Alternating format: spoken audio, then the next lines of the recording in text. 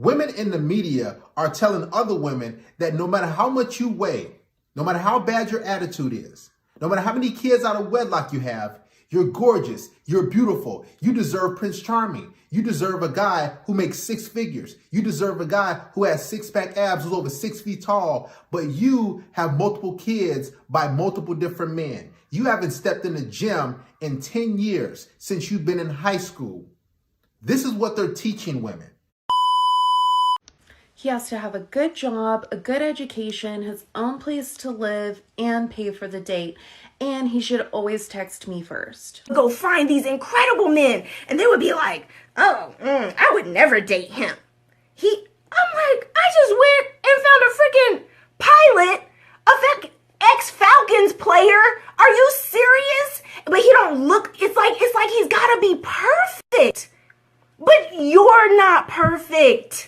You got issues and unresolved issues, and you got a temper, and you're bossy and you're controlling, and men don't even like to be around you long term. You run everybody away. You think you're so much the ish that you're bougie and vain and stuck up, and men don't like it. And you wonder why you can't keep a man. You wonder why nobody wants to be around you.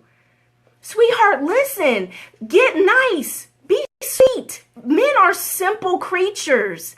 They're simple, but your standards are standardizing you right out of the game. Why are men bailing out of relationships? I'm always seeing from women in the comment section that men are not men anymore, that they don't want to provide anymore. But we've been living in a society that has constantly shunned men. We have this perpetuation of, I don't need a man anymore because I can work on my own, and I don't want to be a slave to him. I don't want to be his maid and his cook. A lot of women also kind of shame this whole idea of having children as if it's like beneath them or something. So if a man wants to have a child, why would he settle down with you and marry you and provide for you and be the man for you? Since we have such a prevalent hookup culture, women believe that this kind of idea of being promiscuous is empowering.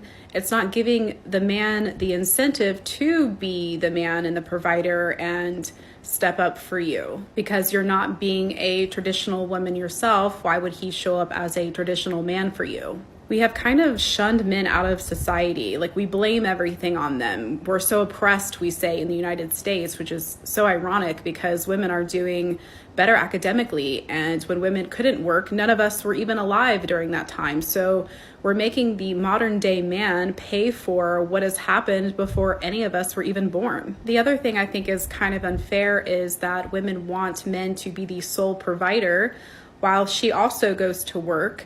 And she doesn't want to do the household duties either.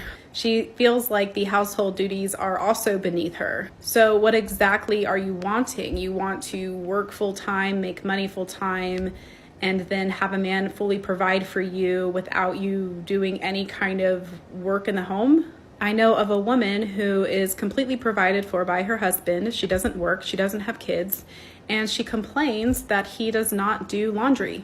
So it's almost like women want men to do everything for them without her lifting a finger to do anything back for the guy. Also, 80% of divorces are initiated by women. And in those divorces, even if the woman cheats, the man has to pay out 50% of his income to her, alimony, 401k, retirement, giving away the house. I've seen a lot of instances like this where men work really hard and then they have to pay out like $500,000 to a woman who cheated on him. So it makes a man weary to actually get married anymore because he's not so sure that a woman is going to stick around. And with all of this man-hating rhetoric we see all over the internet, they don't really feel appreciated in society. And why would they want to show up and provide for women who don't appreciate them? It's very, very telling and disturbing when female dating and matchmaking coaches are expressing their disinterest in helping women find their long-term mate, their partner. I have a few theories into why women have become so entitled and unbearable to be around. All right. Number one, they have all these options of men as far as sex. See, women have a distorted view of reality and relationships. Give you an example. If a woman creates a dating profile, Tinder, Bumble, Match, Hinge, whatever popular dating app right now, she can be a 4 out of 10 or a 49er, a 4 who thinks she's a 9 out of 10. And she'll get hundreds and hundreds of messages and matches from so many different guys who are far above her level. Now, the guys on dating apps, let's be honest, most of us don't go there to find a relationship or a wife or a long-term companion. We go there to hook up. So a lot of guys' standards are going to be lower, much lower than they actually are in real life, or when it comes to actually choosing a partner, a woman to invest his time, relationships, and money in. So a guy signs up for a dating app, and he's like, okay, I'm going to swipe right, swipe right, swipe right, swipe right. Let's be honest. That's what most guys do. You swipe right, and hopefully you get a match. Now imagine basically every guy who are just swiping right, swiping right. Now all these women who are far below average, far below sexual market value, their egos are going to blow up. They're going to think, you know what? This guy, Darius, he's in shape. He's over 6 feet tall. He has an education. He has, his life together. Little old me, I'm just sleeping on the couch, or I still live with my parents. I'm a single mother. I'm severely overweight. I don't have a gym membership. So Darius wants to hook up with me, and might as well. And she hooks up with Darius. Just give you a hypothetical. So what happens is she starts to think that, okay, I'm on Darius's level. Darius is hypothetically 8 out of 10 or 9 out of 10. Me, I think I'm a 10 out of 10. But here's the thing. Women think that, okay, since I'm hooking up with Darius, then I'm on his level. So they start thinking I deserve that type of guy. Now imagine the vast majority of women on dating apps getting guys who are 2, 3, 4, 5 notches above their sexual market value. So they're going to think, well, okay, since we have sex, so I deserve his commitment. I deserve his companionship and resources. I deserve a date. But those guys are like, nah, we're just hooking up. So you get so many women online who are saying, I deserve this type of guy. I'm entitled. My standards are this, or this, or this. The second theory is women actually believe that they deserve the world, right? And just think about it. Women aren't given any sort of, I should say, task to get their value. So they're born with their value. All they have to do is preserve it, right? So they won't get knocked up by a loser, or they won't become severely overweight. They have to basically maintain their image, which is their looks and fertility, their childbearing years. Men, on the other hand, we have to go out there and work. We have to grind. We have to become something. We have to learn game. We have to learn how to talk to them. We have to develop charisma. We have to develop confidence. I could go on and on and on. Women, when they come to the sexual market value, when it comes to dating, they're like, okay, well, you have to do this for me. You have to do all this. I want this. I want this. I want this. Because they're attractive or somewhat attractive, or they throw on makeup or a pair of leggings, and maybe they got some butt. So now all these women actually think I deserve a top tier guy, a guy in that 10 to 15% range who makes 6 figures and is over 6 feet tall, who has 6-pack abs and 3 sixes. Now all these women think they deserve that because they haven't had to work to gain any sort of value, right? Now the third thing is because so many women are hyping their friends up, right? And you got so many guys in the comment section of thirsty women's, TikTok videos or Instagram videos or social media platform videos or under their pictures. So you got all these random dudes who are like, oh, you're beautiful, you're gorgeous. Now she could be over 275, 300 pounds. There's still dozens, hundreds of guys under her video or selfie or whatever, commented, oh, you're gorgeous. I would do anything to be with you. I will worship the ground you walk on. I've seen all these comments from these guys, and these guys are like, what?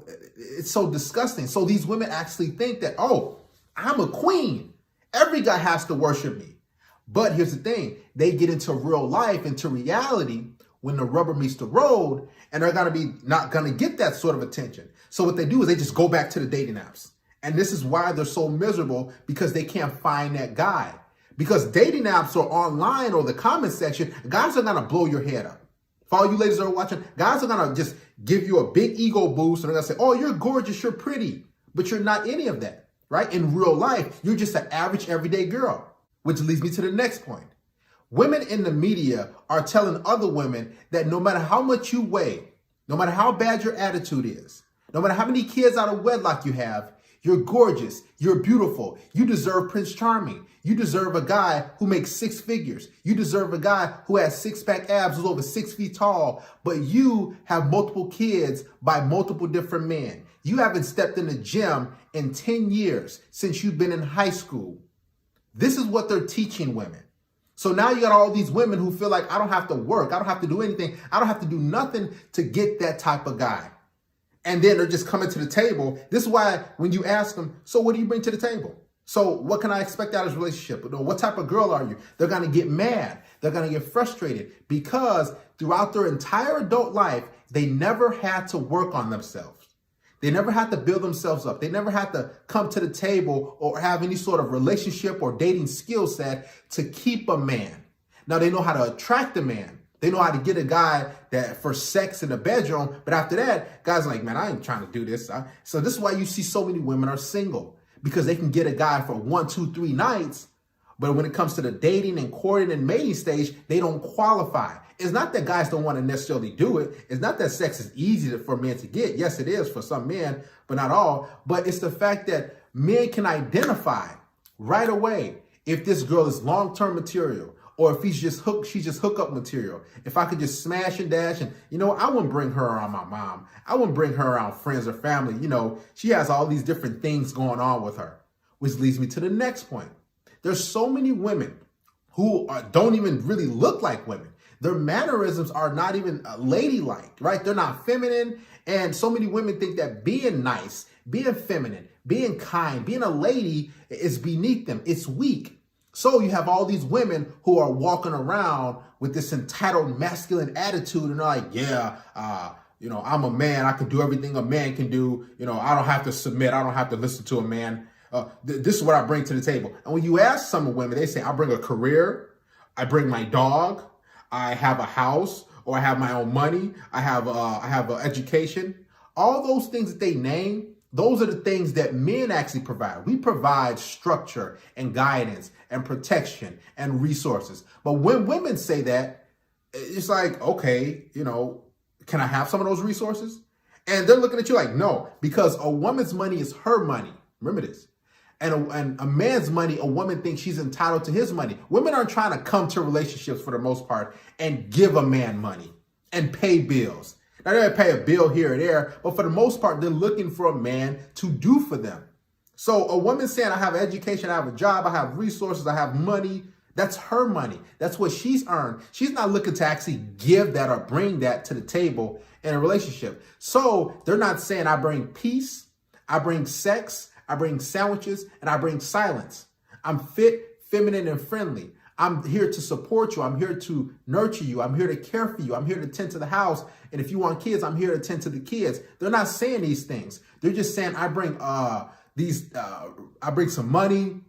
I graduated from college. I went to this university. And on top of that, they're bringing so much debt. Right? So the liability when it comes to modern women is there. But them being an asset is really not. So this is why you see so many women who are single. I could go on, but these are the main reasons. A lot of women just think that they're God's gift to mankind, that they're goddesses, that they're queens. I'm sure you guys saw these women before.